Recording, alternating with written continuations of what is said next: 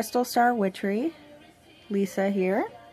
I want to talk about today about how simple magic can be. And when I mean how simple can it be, I'm going to talk about the first spell I ever did and how well it worked for me. I'm 38 years old now. So when I was 20 years old is when I first got into, at that time, Wicca. And I bought a book called True Magic by Amber Kay. At that time, it was a small paperback, and it was $5. $4.95 exactly. This was 1998. So, I read through this book, and I gotta say, anybody who wants to start out learning how to do witchcraft, start out with a book like that one, because that one gave good foundation. And by the time I was finished reading that book, I had a pretty good idea how magic worked. And I read some books by Silver Ravenwolf, Cunningham, and Mora. But when I decided to get my feet wet and do my first spell, it was because an emergency had come up. I had just gotten a new job in retail at this store, and I was given the keys to a lock case, and I had forgotten to turn the keys back in. I'd brought them home. It was my second day at that job, and by the time I realized that I had the keys, the store was closed. And I was like, oh crap, I'm going to get fired.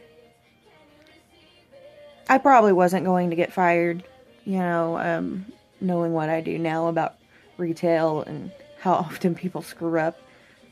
I'm pretty sure I wasn't going to get fired, but that time I was scared. So I didn't have anything in the way of tools. I had bought some candles. I had bought a packet of sandalwood incense. And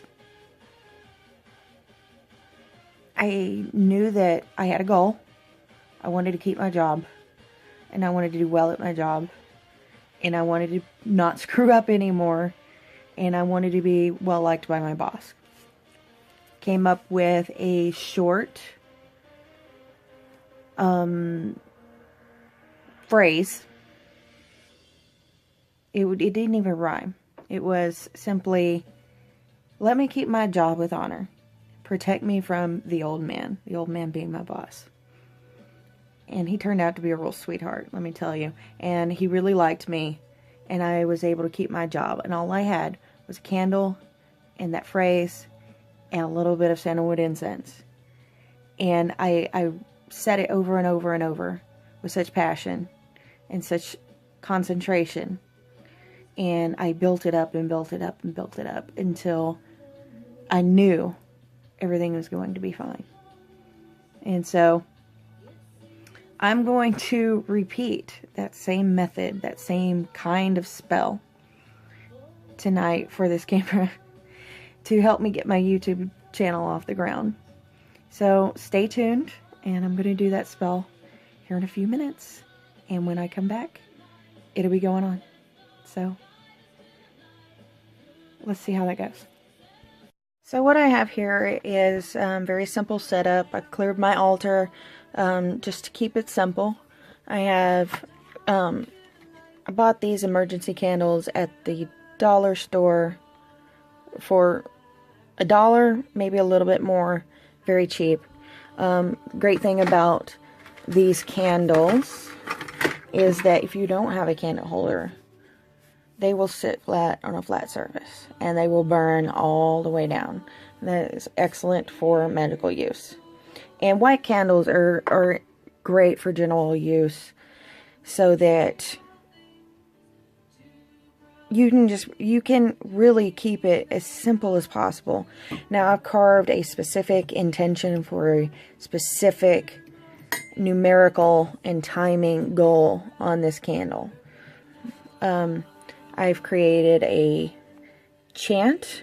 Very simple. Doesn't even rhyme. I'm going to chant it in a rhythmic fashion so that I can increase my followers and have a successful YouTube channel. And first of all, I'm going to take a moment to ground and center. Quiet my mind.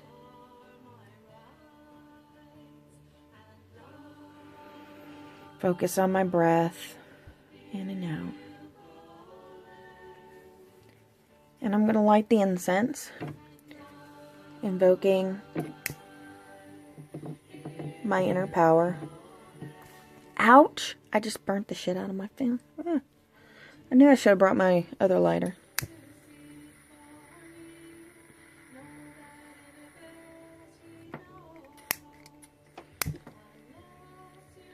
It is hard to aim at incense with fire and hold a camera at the same time. Just so you know.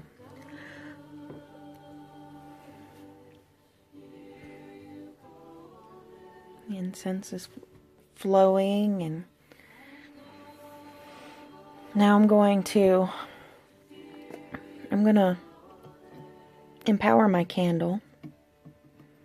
That little bit of pain I felt, I'm going to use that pain from the burn to help to empower my candle so that that energy doesn't go to waste. I will consider it a small sacrifice for the betterment of this channel. Views, subscribers, comments, activity to this channel. Help keep me creative. Help me to bring about my ideas and voice my views clearly. Help me to convey what magic and witchcraft are to me in a way that people can understand.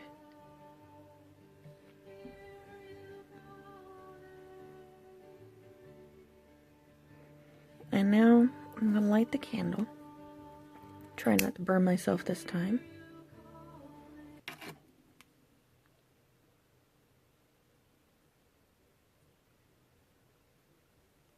There we go. Increase my views, increase my subscribers. Make this channel be a success, so mote it be. Increase my views, increase my subscribers. Make this channel be a success, so mote it be. Increase my views, increase my subscribers. Make this channel be a success, so mote it be. Increase my... When you're doing a spell, and something even simple, sometimes you need to make it simpler. So I'm going to shorten that chant to something else.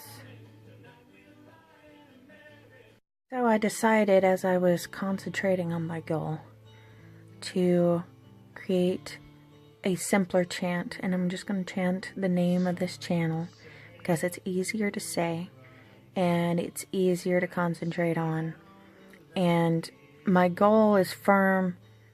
Crystal star witchery, be success, so mote it be. Crystal star witchery, be success, so mote it be. Crystal star witchery, be success, so mote it be. And now I'll let this candle burn down to the socket. I will let it burn completely out. I will let the incense burn completely out. And create the reality that I have set forth. And this is a really simple spell. It's for fun. It's meant to show how simple magic really can be. So you don't have to have a lot of fancy tools. You don't have to have a lot of specific tools. If I wanted to, I could write a spell and create a sigil on a piece of paper and bury it in the earth. If it is empowered with an intent, it is stronger. Now I know there's a lot of people who don't feel comfortable saying their spells out loud.